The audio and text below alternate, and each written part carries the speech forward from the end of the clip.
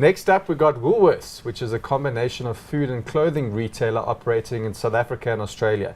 It has a market cap of 67 billion rand, a PE of 14, and a dividend yield of 4.9%. So we're bringing Woolworths into the conversation because, you know, they've got a big focus on sustainable, farming in terms of their grocery business, but also the sustainable manufacture of the clothing. You know, they sort of tick all those boxes, and it's one of their big marketing ploys is to, you know, target wealthier consumers willing to pay a bit of a premium, going to bed easy at night, knowing that, you know, everything is sort of sustainable that they're consuming. And to the extent, I mean, you mentioned telecom earlier. I remember, must be more than 10 years ago, in their distribution centres, they had all of the things that you described built in, you know, rainwater collection, lights going off automatically, not wasting energy, generating your own energy, generating water for flushing toilets, this type of thing. So they have had an approach.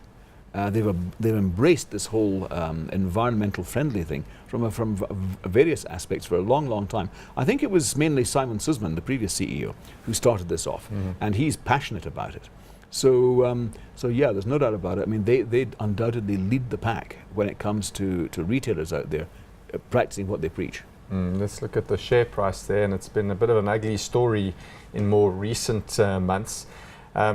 Just going back to that topic, I know that one video went viral with one of their wine farms has the ducks that come in, and instead of spraying insecticide, they use the ducks every morning to come in and eat all the insects. And so that's a Woolies wine farm as far as I can remember.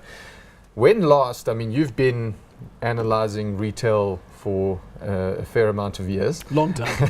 When last have you seen Woolies at a 14 times PE? Yeah, it's very compelling, I must admit. I think there are other problems besetting the industry at this point in time. Now, Woolies remains, it's one of our core holdings. It's the only retailer we hold at this point in time, and we'd be very loath to get rid of it because, you said, it ticks all the boxes. One of the problems it may have in the future, and I read this in a report the other day, is that in Australia, when they start trying to sell Woolies food there, they're probably going to encounter more competition than they do in this country. In this country, there is no competition, full stop, because they're in a completely different league. It's not perhaps the same situation in Australia. So I think we have to see what happens there. Also, locally, I think consumers are going to remain under extreme pressure as we go to 2017. It's going to be worse than 2016 and worse than 2015. So the question you have to ask yourself is, 14 PE, yes, there's no getting away from it. It's cheap, it's cheaper than the market generally. Do you get excited about it? For the long term, you probably do.